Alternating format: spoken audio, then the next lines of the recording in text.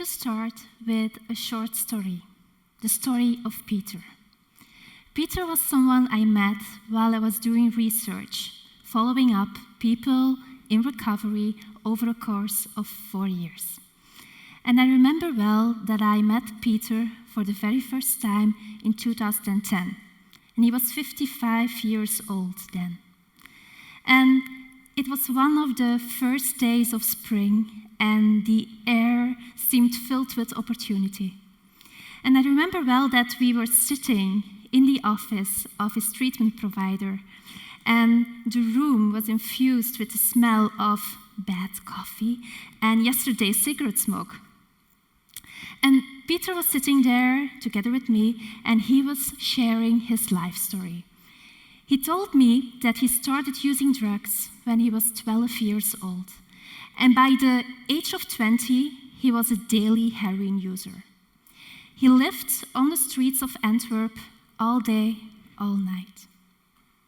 But that day in 2010, he was very proud. He was proud because he was in recovery. He was sober for more than 15 years. And he told me that he had 2 new goals in his life. The first one was that he wanted to regain contact with his son Louis. And the second one was a very clear statement. He told me, "I choose to be alive. I would like to grow old peacefully, without drugs and without living on the streets." As the years went by, I saw Peter a couple of times, and every time I saw him, he grew closer and closer to meeting his life goals. And then in 2014, we had a meeting, or I wanted to have a meeting with him to have that final follow-up interview. And I tried to contact him, but he didn't answer his phone, not during the day, not during the night. So I tried to contact one of his emergency contacts, his friend Paul. And after a while, Paul answered me very briefly, "Well, I'm very sorry that I am the one to bring you this news, but Peter died of a heroin overdose. He has lost the fight." Now, the amount of people dying from a drug overdose is steadily increasing. In the US, we see that the amount of drug deaths has doubled in a decade, and in 2017, more than 70,000 Americans died of a drug overdose. That's equal to 1/3 of people living in Ghent in one single year. Now, I have been studying addiction, and I've been studying recovery for more than 10 years. I've been talking to drug users, former drug users, their families, prosecutors, judges, treatment providers, policymakers, academics. And one thing I know for sure is that most persons who get addicted to drugs do recover, but it takes time.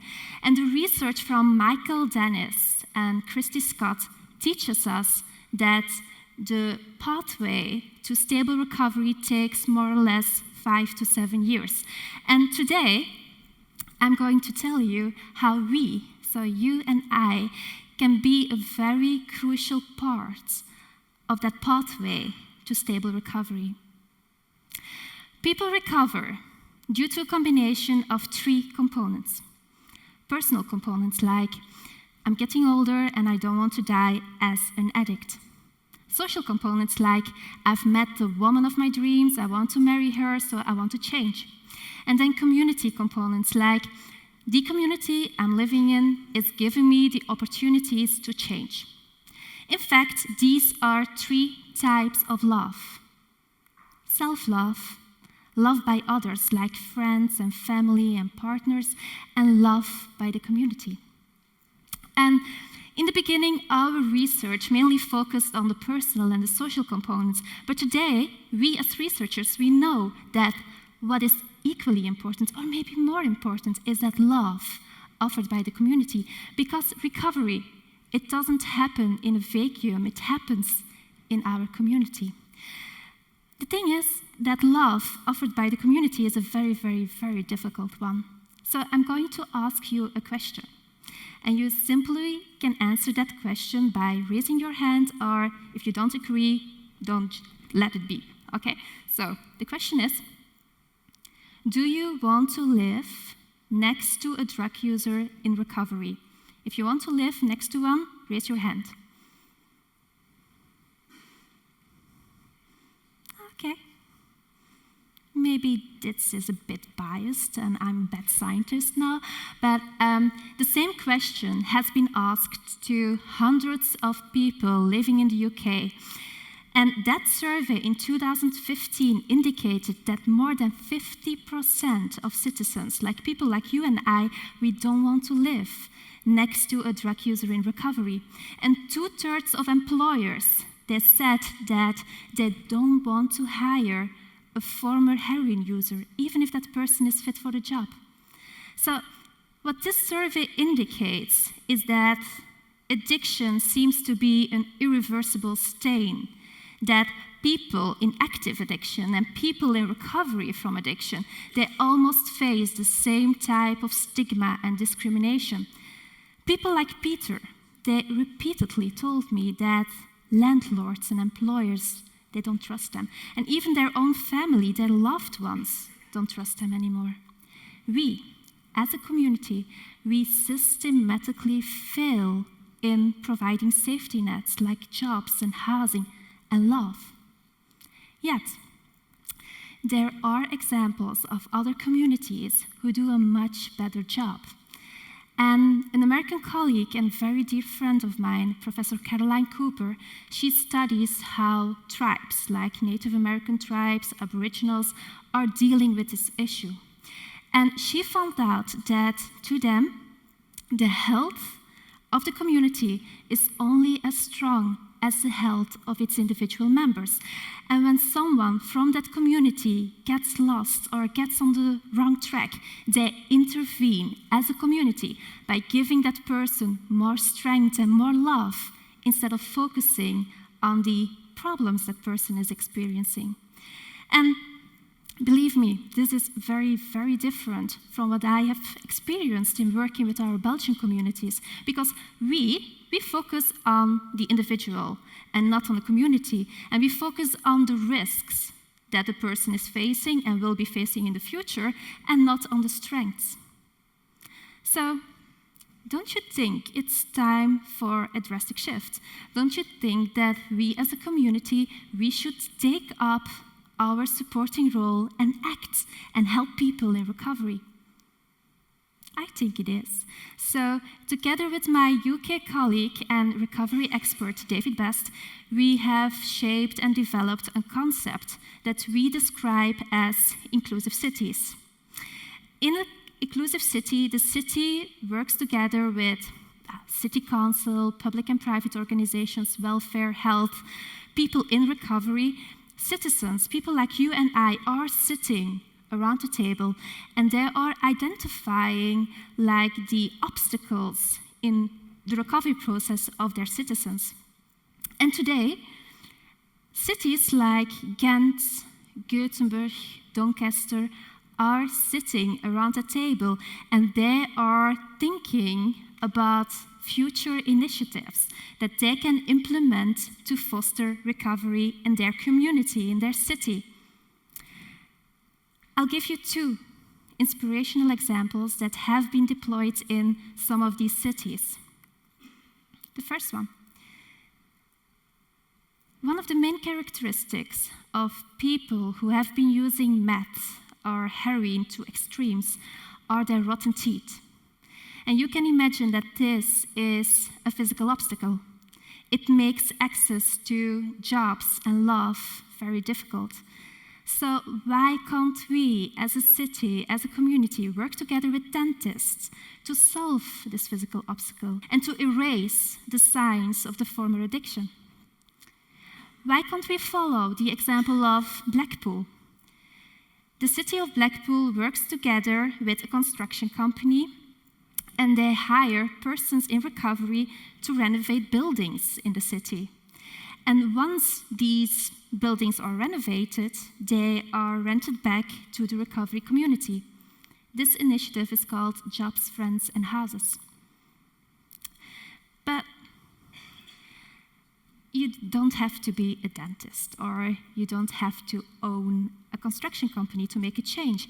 Even small things matter.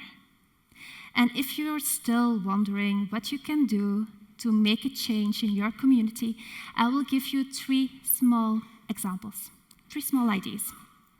First, in the build-up to this conference, I deliberately shared a wrong title of this talk. Never Walk Alone as an Addict. So maybe you think, well, that seems to be a good title. No, it isn't, because there is something wrong with the second part of the title, addict. I'm using very stigmatizing language. And within a couple of hours after this title went online, I received a comment through LinkedIn.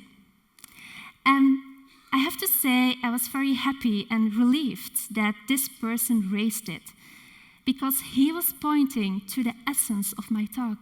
Namely, it takes a village to recover, and the words that we are using is very powerful, and we should opt to choose words that are empowering and strengthening instead of words that are hurting and hindering someone. Second, research tells us that we discriminate more often when we're not familiar with something. So one of the main goals of our Inclusive Cities concept is that we make recovery visible and that we celebrate it, because we celebrate a lot of things in our lives. We celebrate births, we celebrate marriages, graduations, sweet 16s, but we don't celebrate recovery. We keep it hidden. We keep it silent. And in fact, it's a pity that only the negative consequences of drug addiction seem visible in our communities, like intoxicated people dwelling on the streets or needles in the park. So one of the things that you can do is you can attend or you can organize yourself things like recovery weeks or recovery months, including these events. Like the recovery games in Doncaster, they also organize recovery walks and recovery bike rides. The thing is, the community organizes events to bring people from the same community together to celebrate recovery. Third, you could join our community, our online community. David Best and I, we have set up a website, inclusivecities.info. And by simply clicking that button, you could be part of that online love community. We would like to use that website to share ideas and to share evolutions of inclusive cities and different initiatives that have been implemented in all of these cities across the globe. Now, what I want you to remember from this talk is that addiction could happen to all of us. In fact, it could be happening to the person sitting next to you. Nobody wakes up and decides to become a drug user addicted to drug use. Peter didn't. But recovery is possible. And the fact is that nobody should walk recovery alone. And if you know someone who is struggling with addiction or struggling with recovery, you can offer that person some help by finding a job or finding housing or by being a buddy. Or simply go to that person, sit next to him or her and say, "Hey, I'm here, I love you, and you don't have to walk your recovery path alone." Thank you.